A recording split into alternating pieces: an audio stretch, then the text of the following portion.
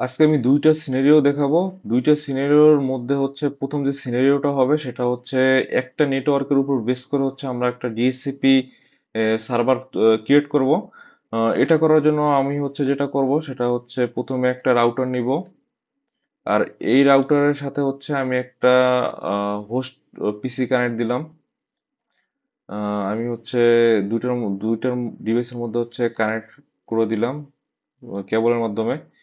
এখন এখানে একটা বিষয় সেটা হচ্ছে যদি আমি প্রথমেই বলে রাখি যে এখানে হচ্ছে আমাদের একটা নেটওয়ার্ক, মানে এখানে হচ্ছে আমাদের একটা নেটওয়ার্ক। আমি ধরলাম এই যে নেটওয়ার্ক, এই নেটওয়ার্কের জন্য নেটওয়ার্ক অ্যাড্রেস হচ্ছে 192.168. হচ্ছে 10.0 হচ্ছে 24। এই নেটওয়ার্কের জন্য নেটওয়ার্ক অ্যাড্রেসটা হচ্ছে এটা। এখন আমাদের হচ্ছে এই নেটওয়ার্ক থেকে যদি কোনো ট্রাফিক যদি বাইরে পাস করে, ধরলাম এখানে আমার এক্সিস্টিং নেটওয়ার্কের বাইরে হচ্ছে আরো নেটওয়ার্ক আছে, যদিও হচ্ছে আঁকাটাও তো সুন্দর হয় নাই। ধরলাম হচ্ছে এক্সিস্টিং নেটওয়ার্কের বাইরে হচ্ছে আরো নেটওয়ার্ক আছে, নেটওয়ার্ক ইকুইপমেন্টও আছে। এখন যদি আমার নেটওয়ার্ক থেকে যদি কোনো ট্রাফিক যদি বাইরে যেতে চায় তাহলে হচ্ছে আমাদের প্রথমে যেই পোর্টটা ফেস করতে হয় সেটা হচ্ছে এই গিগ 0/0 যে পোর্টটা, এই পোর্টটা। বা কোনো ট্রাফিক যদি আমাদের নেটওয়ার্কের মধ্যে যে ঢুকতে যদি হয় সেক্ষেত্রে হচ্ছে আমাদের এই পোর্টটা থেকে হচ্ছে আমাদের এই নেটওয়ার্কের মধ্যে ঢুকতে হয়। সুতরাং হচ্ছে আমরা এই যে পোর্টটা, এই পোর্টটা হচ্ছে আমাদের ডিফল্ট গেটওয়ে। তো ডিফল্ট গেটওয়ে যদি আমাদের হয় তাহলে হচ্ছে ডিফল্ট গেটওয়ের যে পোর্টটা, এই পোর্টটার মধ্যে হচ্ছে একটা আইপি বসাতে হয়। আমাদের যেহেতু হচ্ছে এই নেটওয়ার্কের জন্য নেটওয়ার্ক অ্যাড্রেস হচ্ছে আমাদের এটা, তার মানে এই নেটওয়ার্ক অ্যাড্রেসের মধ্যে আমাদের যে কোনো একটা ইউজেবল আইপি আমাদের হচ্ছে এই গেটওয়ের যে পোর্ট আছে এই পোর্টের জন্য হচ্ছে আমাদের অ্যাসাইন করতে হবে। ধরি আমি এখানে অ্যাসাইন করব 192.168.10.1 স্ল্যাশ হচ্ছে 24। এই আইপিটা হচ্ছে আমরা এই পোর্টের জন্য ইউজ করব, গিগ 0/0। এখানে আমি ওয়ান যে 10.1 যে আইপিটা নিলাম এটা ইউজ না করে আমি অন্য কোনো আইপি ইউজ করতে পারতাম, যে কোনো একটা ইউজেবল আইপি। কারণ হচ্ছে আমাদের হচ্ছে যে কোনো একটা ইউজেবল আইপি ইউজ করলেই হয়, কিন্তু আমরা বোঝার সুবিধার্থে বা মনে রাখার সুবিধার্থে আমরা এখানে হচ্ছে ওয়ানটা ইউজ করে থাকি। আহ, এখন যদি আমি বলি এই নেটওয়ার্ক অ্যাড্রেসের মধ্যে এই নেটওয়ার্ক অ্যাড্রেসটা আর হচ্ছে লাস্টের যে ব্রডকাস্ট অ্যাড্রেস 192.168 পয়েন্ট হচ্ছে 10.255, এই দুইটা আইপি হচ্ছে আমাদের ইউজ করা যাবে না। কারণ একটা হচ্ছে আমাদের ব্রডকাস্ট অ্যাড্রেস, এটা হচ্ছে ব্রডকাস্ট অ্যাড্রেস, এটা হচ্ছে আমাদের নেটওয়ার্ক অ্যাড্রেস। এর ভিতরে যে আইপি গুলো আছে, মধ্যবর্তী যে আইপি গুলো, সেগুলো হচ্ছে আমরা ইউজ করতে পারবো। আহ, আর এখন হচ্ছে এই যে ডিভাইসটা আছে হোস্ট ডিভাইস, এই হোস্ট ডিভাইসে হচ্ছে আমরা স্ট্যাটিক ওয়েতে কোনো আইপি বসাবো না। আমরা একটা ডিএসসিপি পুল ক্রিয়েট করব। সেই ডিএসসিপি পুল থেকে হচ্ছে এই হোস্ট ডিভাইসটা হচ্ছে আইপিটা পাবে।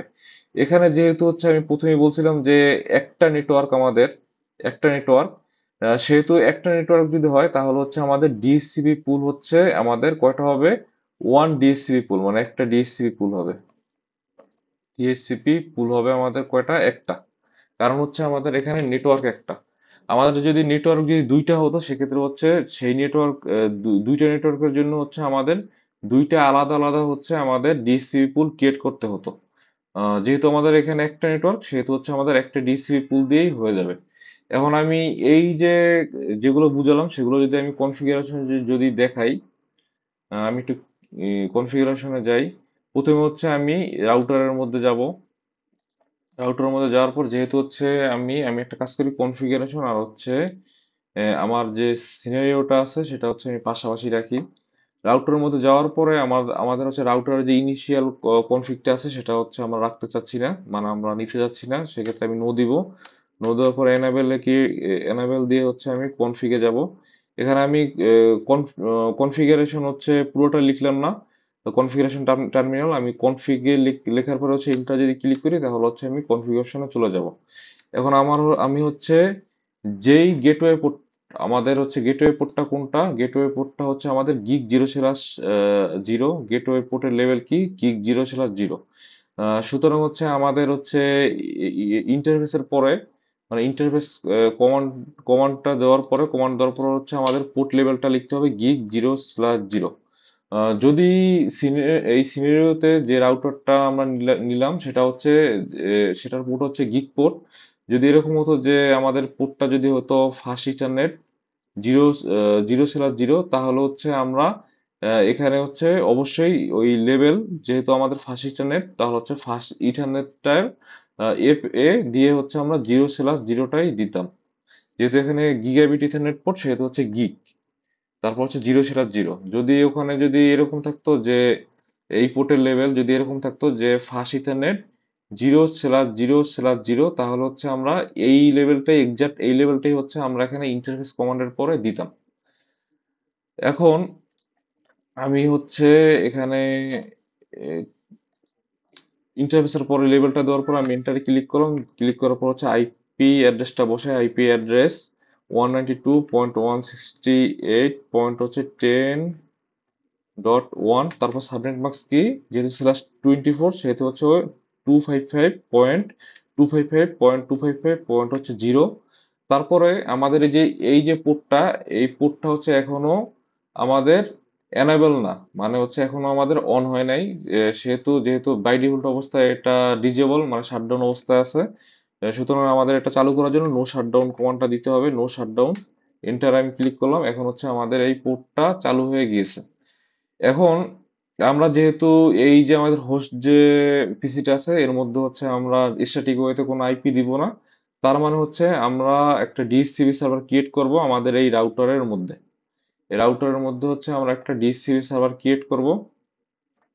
এর জন্য হচ্ছে আমরা একটা ডিএসসিপি পুল তৈরি করব, ডিএসসিপি পুল তৈরি করব। ডিসিপি পুল তৈরি করার ক্ষেত্রে ডিসিপি পুলের হচ্ছে আমাদের একটা নেম দিতে হবে। এখানে হচ্ছে যা যা লাগবে, ডিসিপি পুলের একটা নেম লাগবে। তারপর হচ্ছে ডিসিপি পুলটা হচ্ছে কোন নেটওয়ার্ক অ্যাড্রেসের জন্য হবে বা কোন নেটওয়ার্কের জন্য হবে সেই নেটওয়ার্কের হচ্ছে নেটওয়ার্ক অ্যাড্রেসটাও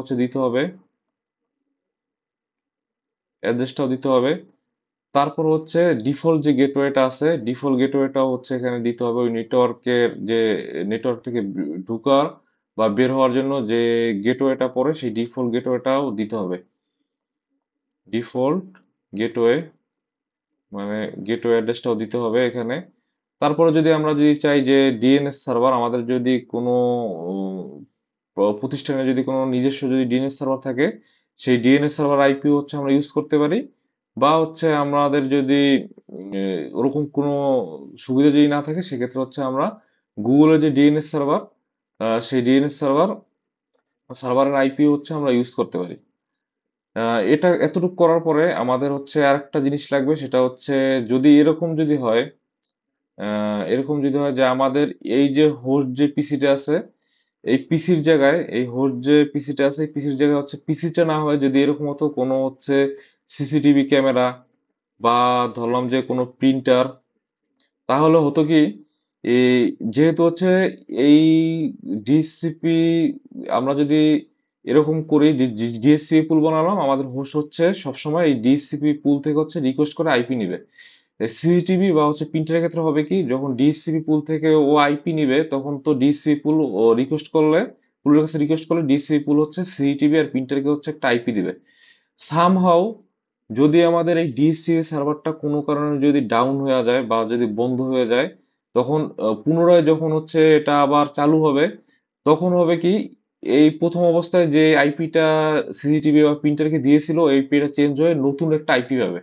তখন হবে কি আমাদের এই প্রিন্টার গুলো বা হচ্ছে সিসিটিভি গুলোকে ইউজ করা বা ম্যানেজ করা হচ্ছে আমাদের জন্য হচ্ছে কষ্টসাধ্য হবে।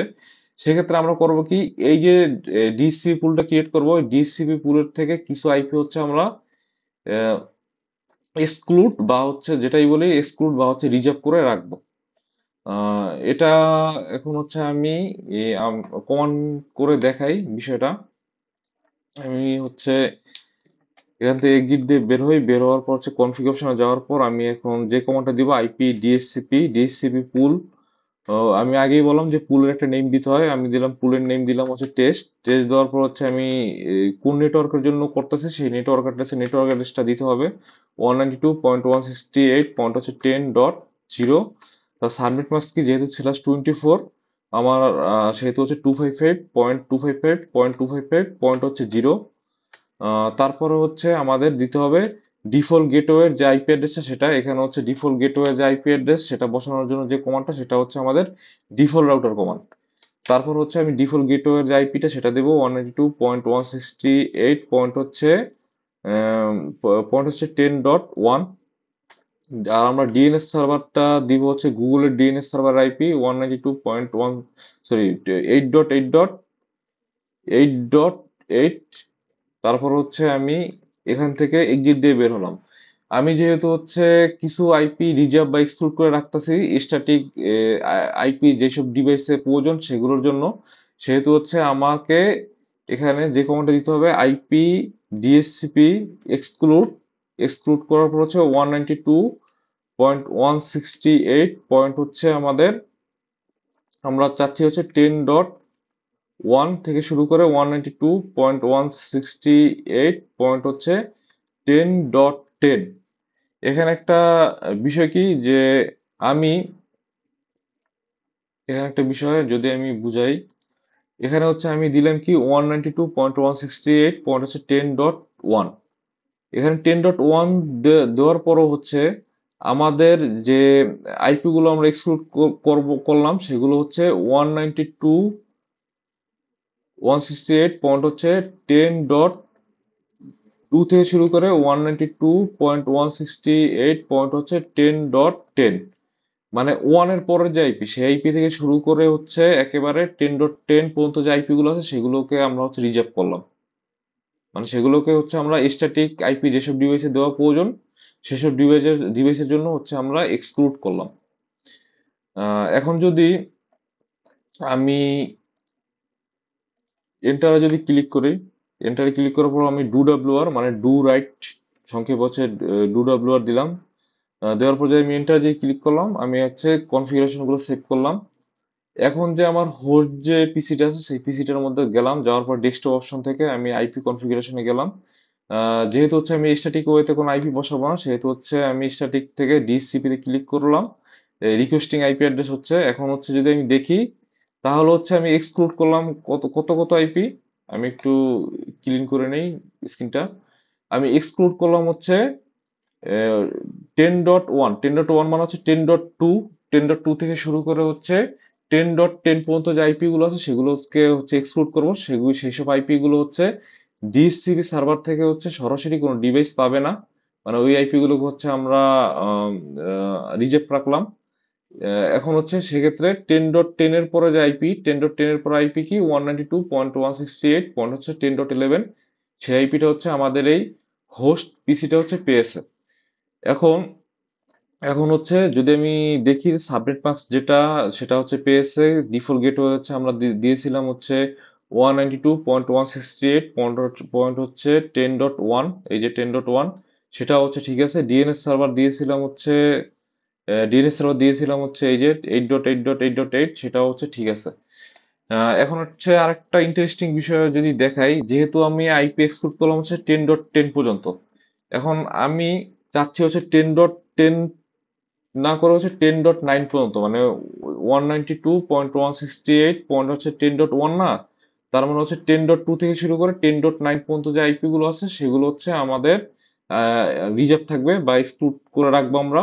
আমি যে এন্টার যদি ক্লিক করি তাহলে হচ্ছে আমাদের, আমি যদি ডিভাইস থেকে যদি আবার যদি ডিএসসিপি সার্ভারে যে রিকোয়েস্ট যদি পাঠাই আইপির জন্য, তাহলে দেখবো যে আমরা 10.11 যে আইপি সেই আইপিটা হচ্ছে পেয়েছি। কারণ অলরেডি আমি যদি দেখাই, আমরা প্রিভিয়াস যে কমান্ডটা সেই কমান্ডটা হচ্ছে অলরেডি আমাদের ডু শো রান দিয়ে যদি আমরা দেখি, অলরেডি প্রিভিয়াস যে কমান্ডটা সেই কমান্ডটা হচ্ছে আমাদের ডিভাইসের মধ্যে, মানে আমাদের যে ডিসি সার্ভার সেই সার্ভারের মধ্যে আছে।